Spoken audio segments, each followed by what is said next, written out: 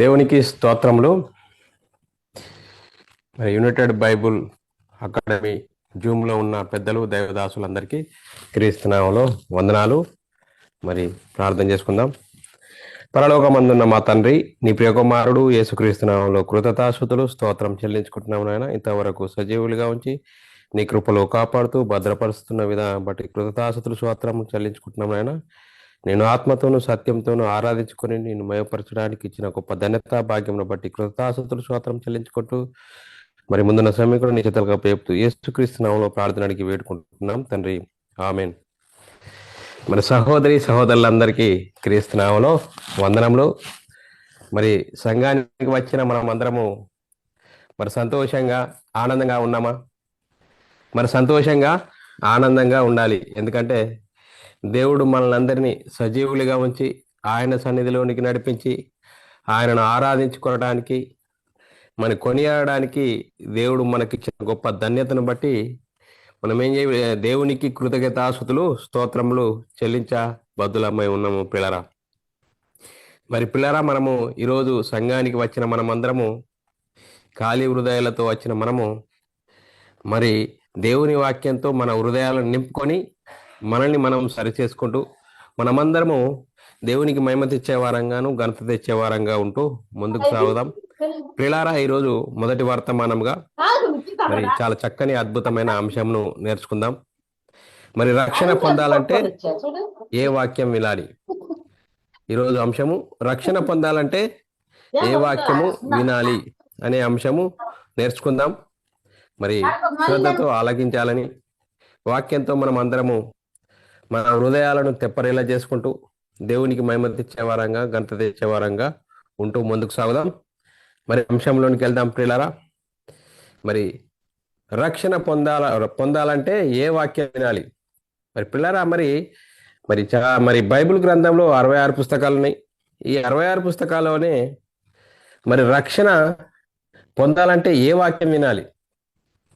మరి ఇష్టం వచ్చిన వాక్యాన్ని వినాలా?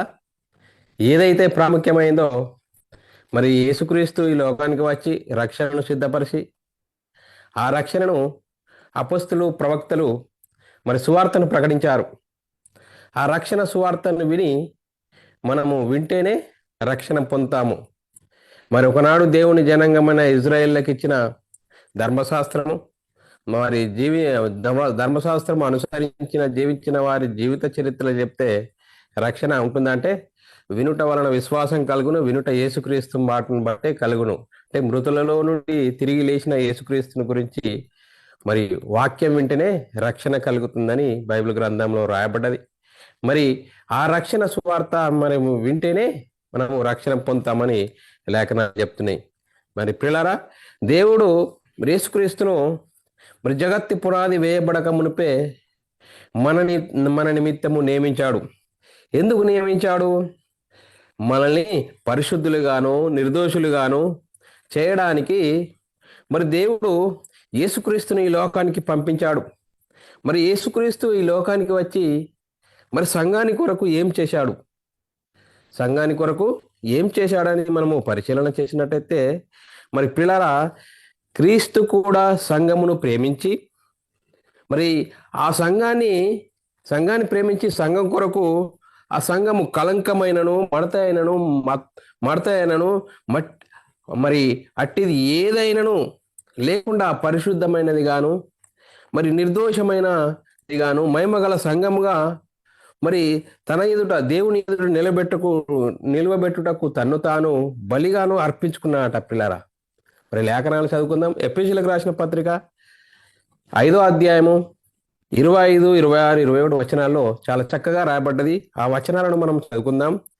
పురుషులారా, మీరును మీ భార్యలను ప్రేమించుడి, అటువలే క్రీస్తు కూడా సంఘమును ప్రేమించి అది కలంకమైనను ముడతైనను అట్టిది మరి ఏదైనను లేక పరిశుద్ధమైనది గాను నిర్దోషమైనది గాను మహిమగల సంఘము గాను ఆయన తన ఎదుట దానిని నిలబెట్టుకొనవలనని వాక్యముతో ఉదక స్నానం చేత దానిని పవిత్రపరిచి పరిశుద్ధపరచుటకు దానికి తన్ను తాను మరి అప్పగించుకున్నాడ. పిల్లరా, సంఘము మరి మడత అయినను మచ్చ అయినను మరి చూడండి పిల్లరా కలంకమైనను ఏది లేకుండా మరి చూడండి ఏది లేకుండా వాక్యంతో వాక్యంతో ఉదక స్నానం చేత మరి దానిని పవిత్రపరిచి శుద్ధపరచుటకు దాని కొరకు తన్ను తాను అప్పగించుకున్నాడు పిల్లరా.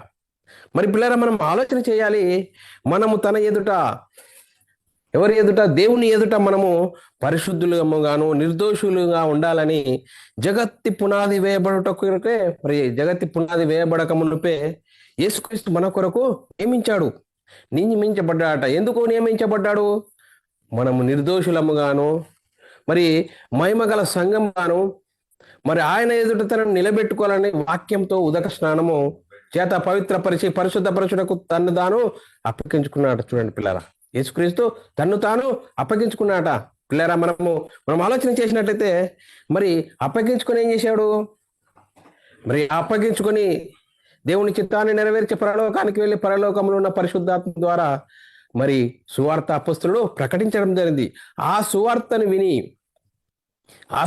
విన్నవారు హృదయంలో పశ్చాత్తాపం కలిగింది. హృదయంలో పశ్చాత్తాపం కలిగి యేసుక్రీస్తు ప్రభు అని మరి యేసుక్రీస్తు మరి మన నిమిత్తం మరణించాడని మరి దేవుడు ఆయనను లేపాడని మరి మన పాపాల కొరకు మరణించి తిరిగి లేచాడని మరి యేసుక్రీస్తు దేవుని కుమారుడు యేసుక్రీస్తు ప్రభు అని విశ్వసించి యేసుక్రీస్తు నామములో మనము బాప్తీసం పొందినప్పుడు క్రీస్తు మహిమను ధరించుకుంటాము. మరి ధరించుకున్న తర్వాత మరి ఏ వాక్యం వినాలి? అపొస్తలులు ఏదైతే యేసుక్రీస్తు మరణ సమాధిని గురించి మృతుల్లో నుండి లేచిన యేసుక్రీస్తుని గురించి ప్రకటించిన వాక్యం వినాలి. ఆ వాక్యం ఏంటి? ఏమవుతుంది? ఆ వాక్యమే మీ హృదయంలో కార్యసిద్ధి కలగజేయును. ఏ వాక్యము? బైబిల్ గ్రంథంలో అపొస్తలు ప్రవక్తలు వేసిన పునాది. యేసుక్రీస్తుని గురించి అపొస్తలుడు యేసుక్రీస్తు మరణ పునరుద్ధానం గురించి ప్రకటించారు. మొదటి దశలోనికి రాసిన పత్రిక 2వ అధ్యాయము 13వ వచనంలో రాయబడిన మాట మనం చదువుకున్నట్లయితే, ఆ హేతువు చేతను మీరును దేనిని గురించి వర్తమాన వాక్యమును మా వలన అంగీకరించినప్పుడు మనుషుల వాక్యముని ఎంచక అది నిజంగా ఉన్నట్లు దేవుని వాక్యమని దాన్ని అంగీకరించి తిరిగి గనుక మేము మానక దేవునికి కృతజ్ఞతాస్తుతులు చెల్లించుచున్నాము. ఆ వాక్యమే విశ్వాసులైన మీలో కార్యసిద్ధి కలగజేయుచున్నది. చూడండి పిల్లరా, ఆ వాక్యమే ఏ వాక్యము? యేసుక్రీస్తు మరణ పునరుద్ధానమును గురించి, యేసుక్రీస్తు మృతులలో నుండి తిరిగి లేచాడు. ఆ వాక్యమే మన హృదయంలో కార్యసిద్ధి కలగజేస్తుంది. మరి ఆ మొదటి శతాబ్దంలో వాక్యం ప్రకటిస్తున్నప్పుడు మొదటి శతాబ్దంలోనే వాక్యం కలితి జరుగుతున్నది. మరి వాక్యాన్ని మనం పరిశోధించవలసిన అవసరం ఏంటి అంటే, మొదటి శతాబ్దంలోనే ప్రారంభంలోనే కలితి జరిగిపోయింది. ఎప్పుడు ఏ విధంగా కలితి జరిగిపోయింది అంటే, చూడండి పిల్లరా, పౌలు గారు మొదటి శతాబ్దంలో గలతీ సంఘానికి సువార్తను ప్రకటించి మరి వేరే పట్టణానికి తిరిగి వచ్చే వరకెలే వారు భిన్నమైన సువార్త తట్టుకు తిరిగిపోయారట. చూడండి పిల్లరా, భిన్నమైన సువార్త తట్టుకు తిరిగిపోతే పౌలు గారికి ఆశ్చర్యం కలిగిందట. చూడండి పిల్లరా, ఇది ఇప్పటిది కాదు పిల్లరా, మొదటి శతాబ్దంలోనే ప్రారంభమైంది. ఇప్పుడు 2024లోకి వచ్చాం. మరి ఇప్పుడు ఎంత కలితి ఉంది? అందుకోసమే వాక్యంను పరిశోధించినప్పుడు మరి అసలు ఏ వాక్యం వింటే మనము రక్షణ పొందుతాము, ఏ వాక్యం వింటున్నాము అనేది మనము వాక్యమును బట్టి పరిశీలన చేసుకోవాల్సిన అవసరము ఎంతైనా ఉంది. మరి చూడండి పిల్లరా, క్రీస్తు కృపను బట్టి మిమ్మల్ని పిలిచిన వారిని విడిచి భిన్నమైన సువార్త తట్టుకు మీరు ఇంత తరువాత తిరిగిపోవడం నాకు ఆశ్చర్యం అవుతున్నది అని పౌలు గారు మొదటి శతాబ్దంలోనే వాపోయాడు పిల్లరా, ఇప్పుడే కాదు. మరి ఇంకా చూడండి పిల్లరా, మరి ఇది ఆశ్చర్యం కాదు. సాతానే తానే వెలుగుదూత వేషం వేసుకుని తన పరిచారకులను నీతి పరిచారకుల వేషం వేసుకుని ఇప్పుడు సంఘంలో ఆల్రెడీ డంపు చేశాడు. మరి చూడండి, మరి ప్రారంభంలోనే మరి అపోస్తలులు ప్రకటిస్తున్నప్పుడు పౌలు శీలను ప్రకటిస్తున్నప్పుడు బెరయ వారు మరి వాక్యాన్ని అలా ఉన్నదా లేదా అని పరిశోధించారట.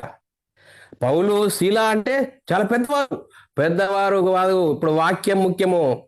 పెద్దవారు చిన్నవారు కాదు, వాళ్ళు ఏం వాక్యం చెప్తున్నారు?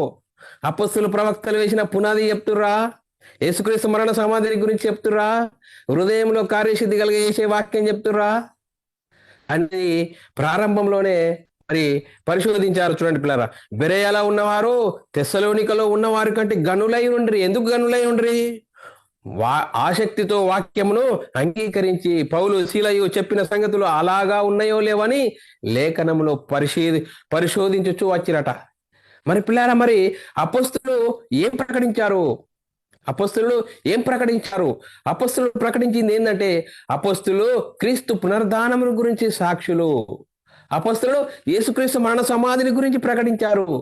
యేసుక్రీస్తు మృతుల నుండి తిరిగి లేచాడు, దానికి మేమందరము సాక్షులము. మీరు యేసుక్రీస్తును సిలువకు అప్పగించారు. మరి ఆ యేసునే దేవుడు ప్రభువుగాను క్రీస్తుగాను నియమించాడు. క్రీస్తు పునరుద్ధానంలో మృతుల పునరుద్ధానం జరిగింది. చూడండి, క్రీస్తు పునరుద్ధానంలో మృతుల పునరుద్ధానం కలిగింది. మరి మృతుల పునరుద్ధానం కలిగితే ఏం జరిగింది? ఆ యేసుక్రీస్తు, చూడండి పిల్లలు, ఆ యేసుక్రీస్తు మరణంను నిరర్ధకం చేసి జీవమును అక్షయతను సువార్త వలన వెలుగులోనికి తీసుకొచ్చాడు. చూడండి పిల్లరా, యేసుక్రీస్తు మరణించడం, యేసుక్రీస్తు ఏం చేసిండు? లోకానికి వచ్చి మరణంను నిరర్ధకం చేశాడు. మరి జీవమును అక్షయతను, అక్షయత వలన సువార్త వెలుగులోనికి వచ్చింది. మృతులలో నుండి యేసుక్రీస్తు తిరిగి లేచడం వలన జీవంతో కూడిన నిరీక్షణ మనకు కలుగునట్లు, అనగా అక్షయమైనది, నిర్మలమైనది, వాడబారనిది అయిన స్వాస్థ్యం మనకు కలుగునట్లు ఆయన తన విశేష కనికరము చొప్పున మనను మరలా జన్మింపజేశాడు. చూడండి పిల్లరా, మరి చూడండి ఎంత గొప్ప భాగ్యము యేసుక్రీస్తు ద్వారా మనకు కలిగింది. ఆ భాగ్యాన్ని గురించి అపొస్తలులు ప్రకటించారు. మరి దేవుడు ప్రభువును లేపెను, మనం కూడా తన శక్తి వలన లేపును అని విశ్వాసం కలిగి మనము జీవించాలి. విశ్వాసం వలన మనకేం కలుగుతుంది? రక్షణ కలుగుతుంది. మరి విశ్వాసం వల్ల రక్షణ కలుగుతుంది. మరి ప్రారంభంలో దేవుడు అబ్రహాంకు వాగ్దానం చేశాడు. ఎవరిని గురించి? నీ సంతానం అందో మరి అన్ని జనులందరూ ఆశీర్వదింపబడుదురు. ఆ సంతానం ఏది? ఎవరు? యేసుక్రీస్తు. యేసుక్రీస్తు వచ్చేంత వరకు మరి చూడండి పిల్లరా, ఏం జరిగింది?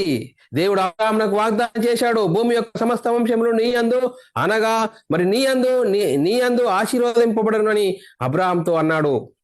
మరి ఆ యేసుక్రీస్తు వచ్చి ఏం చేశాడు? యేసుక్రీస్తు వచ్చి దేవుని చిత్తాన్ని నెరవేర్చాడు. మరి శిలువలో మరణించి తిరిగి లేవడం ద్వారా మనకు ఏం కలిగిందంటే, చూడండి పిల్లరా, మృతులలో నుండి యేసుక్రీస్తు తిరిగి లేచుట వలన జీవంతో కూడిన నిరీక్షణ మనకు కలిగింది పిల్లరా. ఆ నిరీక్షణ గురించి, యేసుక్రీస్తు మరణ పునరుద్ధానం గురించి అపొస్తలులు ప్రకటించారు. ఆ ప్రకటించిన సంగతులు మనము వినాలి. వినడం ద్వారా మనకు రక్షణ కలుగుతుంది. ఆ వాక్యంతో ఉదక స్నానం చేత దాన్ని పవిత్రపరిచి పరిశుద్ధపరచుటకు యేసుక్రీస్తు సంఘం కొరకు తన్ను తాను అప్పగించుకున్నాడట పిల్లారా. మరి తన్ను తాను అప్పగించుకున్నాడని లేఖనాల్లో రాయబడ్డది. అందుకోసమే పిల్లారా, ప్రారంభంలో మొదటి శతాబ్దంలో అపొస్తలులు దేని గురించి ప్రకటించారు? మరి యేసుక్రీస్తు మరణ పునరుద్ధానం గురించి ప్రకటించారు. ఆ మరణ పునరుద్ధానంలో మనం జీవంతో కూడిన అక్షయతను మరి ధరించుకోవాల్సిన అవసరం ఎంతైనా ఉంది. చూడండి పిల్లారా, మరి పౌలు గారు ఏమంటాడు? నేను నేర్పరి అయిన శిల్పకారుని వల్లే పునాది వేసి తిని, ఆ పునాది మీద మరి ఒకడు కట్టుచున్నాడు, దాన్ని ఏ విధంగా కట్టుచున్నాడో జాగ్రత్తగా చూసుకోండి. చూడండి, ప్రారంభంలో ఇంకా మరి అపొస్తలులు ఏమని ప్రకటించారు? మరి ఎవరి వలన రక్షణ కలగదు, ఈ నామంలోనే మనము రక్షణ పొందవలను. మరియు ఆకాశం కింద మనుషులు ఇయ్యబడినా మరి ఏ నామమున రక్షణ లేదు. చూడండి పిల్లరా, ప్రారంభంలో అపొస్తలులు ఏమని ప్రకటించారు? యేసుక్రీస్తు మరణ సమాధిని గురించి, ఈ నామములోనే రక్షణ, ఇంకా 6 నేల మీద ఎక్కడ రక్షణ లేవు. మరి అంతేకాదు, పౌలు గారు ఏమంటాడు? మేము యేసుక్రీస్తును శరీర రీతిగా ఎరిగినను, మేము ఇప్పుడు అలా ఎరగము అంటాడు. ఇక మీదట, చూడండి పిల్లరా, కావున ఇక మీదట మేము శరీర రీతిగా ఎవరినైనా ఎరగము. ఎందుకు ఎరగము? మేము క్రీస్తును శరీర రీతిగా ఎరిగి ఉన్నాడు, ఇక మీదట ఆయనను అలాగూ ఎరగము. చూడండి పిల్లరా, యేసుక్రీస్తు మృతుల పునరుద్ధానం జరిగింది. మరి చూడండి పిల్లరా, మరి ఇంకా యేసుక్రీస్తు శరీరం ధరించుకొని మరి యేసుక్రీస్తు భూమి మీద ఏ విధంగా జీవించాడు? యేసుక్రీస్తు శరీరమును బట్టి దావీదు సంతానముగాను, మృతులలో నుండి పునరుద్ధానుడైనందున పరిశుద్ధాత్మను బట్టి దేవుని కుమారుడుగా ప్రభావంతో నిరూపించుకున్నాడు.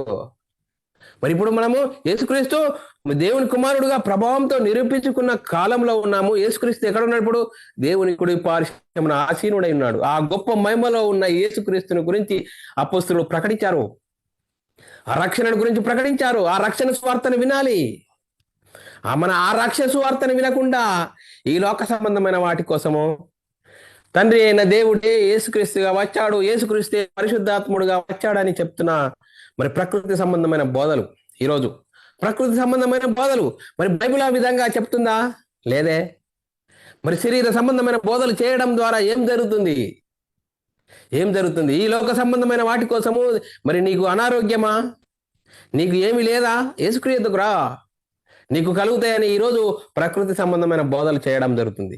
మరి యేసుక్రీస్తుని ఎందుకు నమ్ముకోవాలి? నేను మనమై ఉన్న ఆత్మ రక్షించుకోవడానికి. మరి పిల్లల మరి ఈ లోక సంబంధమైన వాటి కోసము మనము బోధించడము, లోక సంబంధమైన వాటి కోసం క్రీస్తు యుద్ధకు వస్తే బైబిల్ ఏం చెప్తుంది?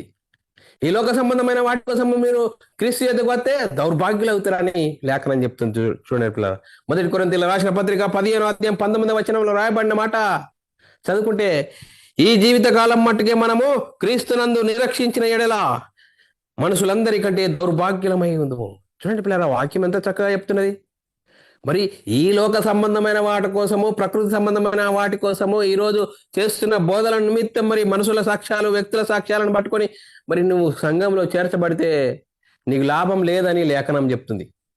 మరి మనుషులందరికంటే దౌర్భాగ్యులమవుతారు అని లేఖనం చెప్తుంది. మరి చూడండి పిల్లరా, నా అపోస్తలుడు మరి ప్రకటించిన వాక్యము ఏ వాక్యము ప్రకటించారు? ఏ వాక్యం అంటే మరి క్రీస్తునందు విశ్వాసం కలుగుతుంది. మరి ఆ వాక్యము ఏం వాక్యము? యేసుక్రీస్తు మరణ పునరుద్ధానం గురించి మరి ప్రకటించడం ద్వారా పాప క్షమాపణ కలుగుతుంది, మరి నిత్య జీవం కలుగుతుంది. మరి దాని గురించి వారు ప్రకటించారు. మరి తప్పనిసరి మనము ఈరోజు వాక్యం కలితి జరుగుతున్నది. ఆ కలితి జరుగుతున్నది కాబట్టి మనం వాక్యాన్ని పరిశోధించాలి. మరి ఏ వాక్యం వింటే మనం రక్షణ పొందుతాము? ఏ వాక్యం వినాలి? మరి పిల్లరా, ఈరోజు కొందరు మరి ఏదో కొత్త సంగతులు చెప్తున్నారు. ఆ కొత్త సంగతులు చెప్తూ కాలం గడిపే పరిస్థితి మన కళ్ళ ముంగట ఉన్నది. శాస్త్రాజ్ఞాల గురించి, మరి లోకముల గురించి, ప్రకృతి సంబంధమైన వాటి కోసము చెప్పడం జరుగుతుంది. మరి మనము దేని గురించి చెప్పాలి? అపొస్తలులు, ప్రవక్తలు దేని మీద, ఏ పునాది మీద కట్టబడ్డారు? అపొస్తలులు, ప్రవక్తలు దేని గురించి ప్రకటించారు? యేసుక్రీస్తు మరణ సమాధిని గురించి ప్రకటించారండి. దానినే మనము ప్రకటించాలి, దానినే మనము వినాలి. మరి కొందరు ఏదో కొత్త సంగతి అని వినుటయందును మరి మాత్రమే కాదు కాలం గడుపుతున్నారట. మరి ఇప్పుడు మనం ఏ విధంగా ఉన్నాము? కొత్త సంగతుల కోసం మనం చెవును ఇంత సాటిడ్ చేసుకుంటున్నామా? బైబిల్లో ఏమున్నది? బైబిల్లో చెప్పుతున్నా, బైబిల్లోని అపొస్తలులు, ప్రవక్తలు దేని గురించి ప్రకటించారు, మనం దేని గురించి వింటున్నాము, ఎవరు చెప్పినా అది అపొస్తలులు, ప్రవక్తలు వేసిన పునాది మీద ఉన్నదా లేదా అనేది మనము ఆలోచన చేసుకుని మన ఆత్మీయ జీవితంలో సరిదిద్దుకోవాలి. మరి చూడండి, ఇప్పుడు మనం ఆలోచన చేయాలి. మరి కొందరు బైబిల్లో ఉన్న సంగతులు చెప్తారు. కొంతమంది ఏమంటారు? మరి వాళ్ళు ఏం చెప్తున్నారండి? బైబిల్లో ఉన్న సంగతులే చెప్తున్నారు. మరి చెప్పేవారు ఏమంటారు? మేము కూడా బైబిల్లో ఉన్న సంగతులే చెప్తున్నామంటారు. వినేవాళ్ళు కూడా బైబిల్నే చూపెట్టి వాక్యం చెప్తున్నారు కదండి అంటున్నారు. ఏ వాక్యం చెప్తున్నారు? మనం ఆలోచన చేయాలి. ఒకనాడు దేవుని జనాంగమైన ఇజ్రాయేళ్లకు ఇచ్చిన ధర్మశాస్త్రం గురించి చెప్తున్నారా? మరి ధర్మశాస్త్రం అనుసరించిన వారి జీవిత చరిత్రలు చెప్తున్నారా? మనం ఆలోచన చేయాలి. ధర్మశాస్త్రం గురించి చెప్తే నీకు రక్షణ కలుగుతుందా? మరి వారి ధర్మశాస్త్రం అనుసరించిన వారి జీవిత చరిత్రలు మరి చెప్తే నీకు అర్థమవుతుందా? మోషే గురించి, మరి దావీదుని గురించి, దెలీలాను గురించి, సొలొమోను గురించి, వీరిని గురించి చెప్తే రక్షణ కలుగుతుందని బైబిల్ చెప్తుందా? మరి ఎవరిని గురించి? యోసేపుని గురించి చరిత్ర చెప్తున్నారు. మరి 5వ భాగం అయిపోయింది, 6వ భాగంలోకి యోసేపు జీవిత చరిత్ర అని చెప్తున్నారు. మరి చూడండి పిల్లగా, ఈ విధంగా మరి చెప్తే ఈ విధంగా ప్రయాసపడుతున్నారు. వారి జ్ఞానము, వారు చెప్తున్న జ్ఞానము వాక్యానుసారమైనదా కాదా అని మనం ఆలోచన చేయట్లేదు. వాక్యానుసారమై ఉండాలి, జ్ఞానానుసారమై ఉండాలి. మరి మనం ఆలోచన చేయాలి.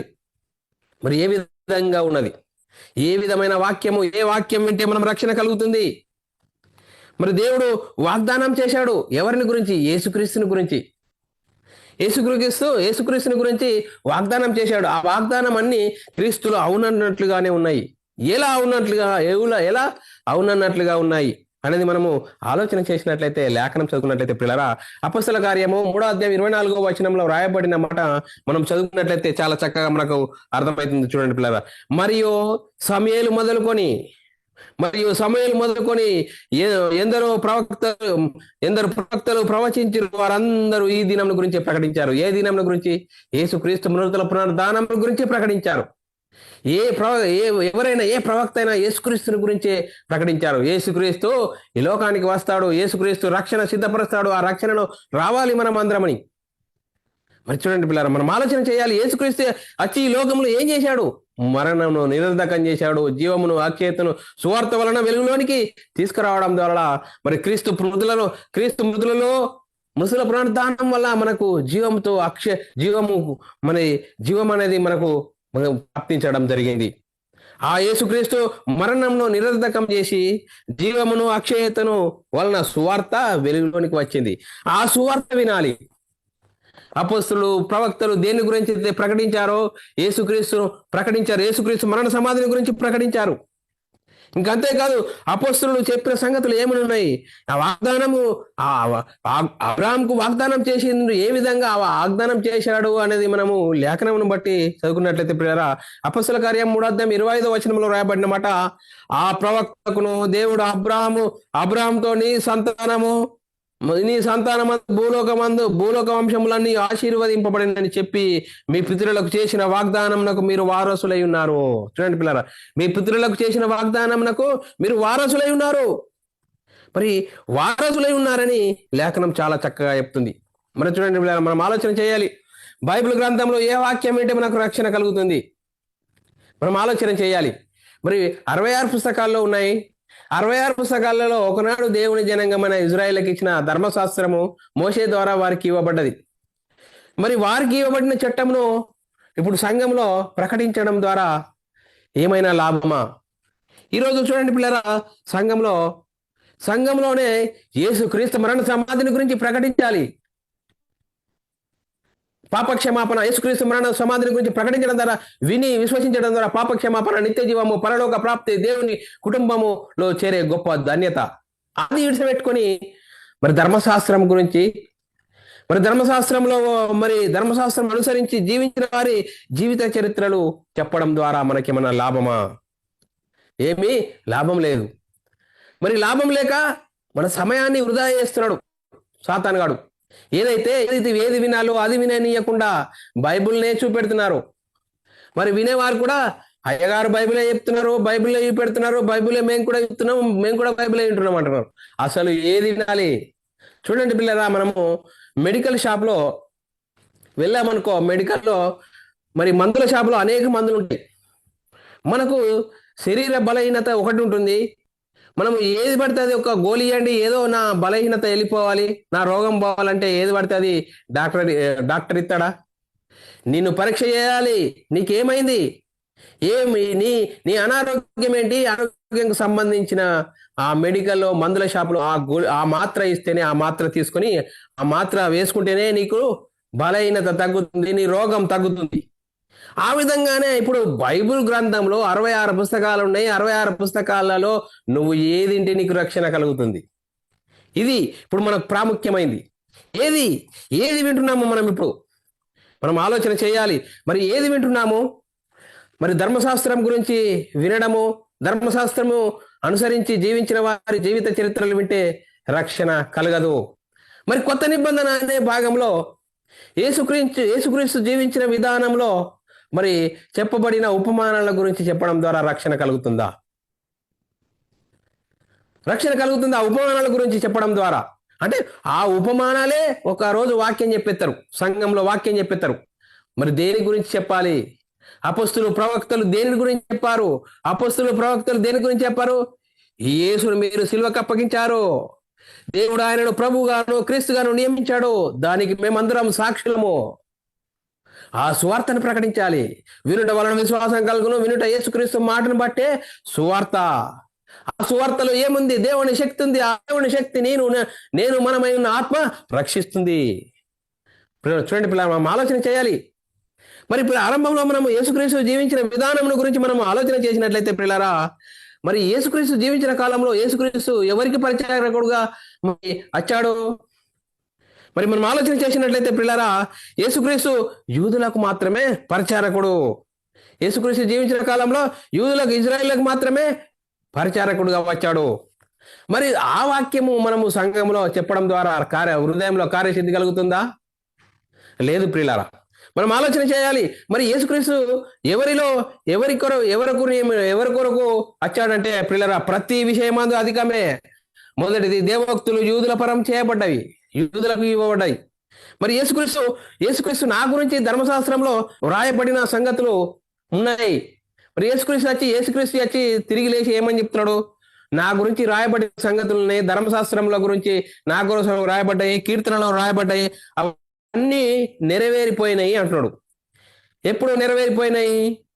లూకాసు వార్తలో 24వ అధ్యాయం 44వ వచనంలో రాయబడిన మాట యేసుక్రీస్తు చెప్తున్నాడు.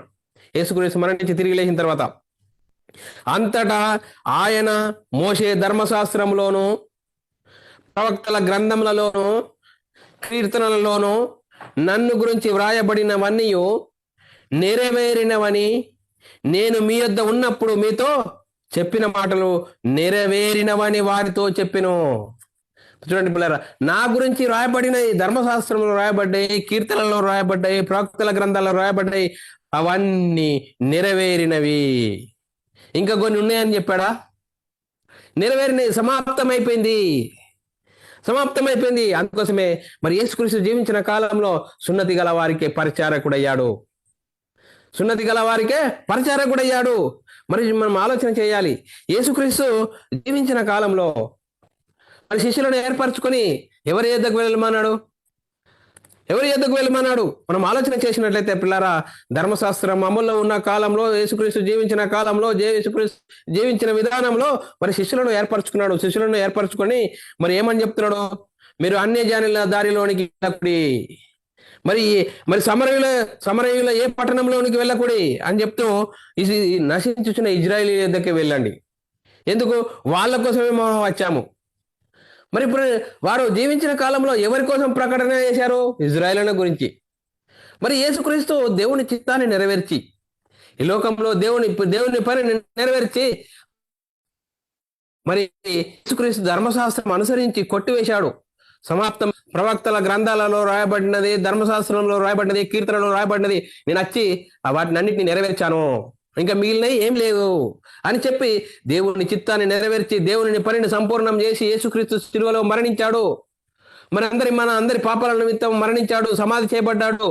మరి యేసుక్రీస్తుని దేవుడు తిరిగి లేపాడు. మరి యేసుక్రీస్తు పరలోకానికి వెళ్ళి పరలోకంలో ఉన్న పరిశుద్ధాత్మని పంపిస్తే ఈ లోకానికి పరిశుద్ధాత్మని పంపిస్తే అపోస్తలుడు దేని గురించి ప్రకటించారు?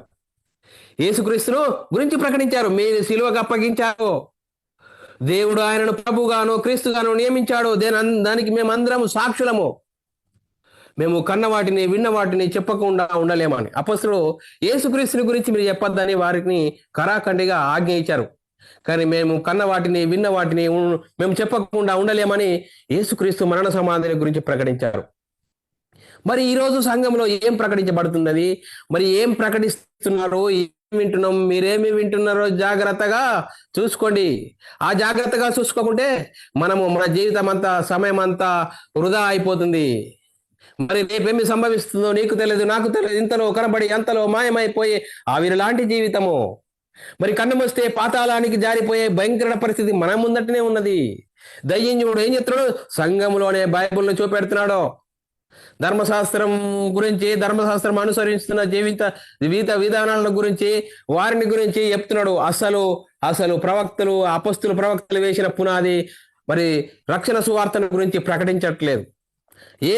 దానిని ప్రకటిస్తే ఏమైతుంది? వారు క్రీస్తు మహిమను ధరించుకుంటారు, మరి పరలోకానికి చేరే గొప్ప ధన్యత ఉంటది. కాబట్టి ఏం చేస్తున్నాడు? మనల్నే వాడుకుంటున్నాడు. సంఘంలో ఉన్న వాళ్ళనే వాడుకొని, అయ్యగారు ధర్మశాస్త్రంలో ఇవ్వండి, ఇజ్రాయెల్ జీవిత చరిత్రను గురించి చెప్తాడు. మోషే గురించి, మరి దావీదుని గురించి, సొలొమోను గురించి వారి జీవిత చరిత్రలు చెప్పి ఆమెనని వెళ్ళిపోతారు. వీరు కూడా మరి బైబిల్నే చూశారు, మరి బైబిల్ని చూసి వాళ్ళు కూడా ముగించి వెళ్ళిపోతారు. మరి ఈ విధంగా మన సమయం వృధా అయిపోతే మరి రేపు కన్నుమూస్తే ఎక్కడికి వెళ్తావు? ఆ పాతాళం అనే భయంకరమైన పరిస్థితి ఉన్నది. ఆ పరిస్థితిని, ఆ పాతాళం నుంచి తప్పించడానికే యేసుక్రీస్తు మనందరి నిమిత్తం మరణించాడు, సిలువలో రక్తం కార్చాడు. ఆ సిలువలో కార్చిన రక్తాన్ని మనము నేను పాపిని అని మనము గ్రహించి యేసుక్రీస్తు దేవుని కుమారుడు, యేసుక్రీస్తు ప్రభు అని విశ్వసించి యేసుక్రీస్తు నామంలో బాప్తిసం పొందినప్పుడే బైబిల్లోని ఆత్మ సంబంధమైన సంగతులు అర్థమయ్యే పరిస్థితి.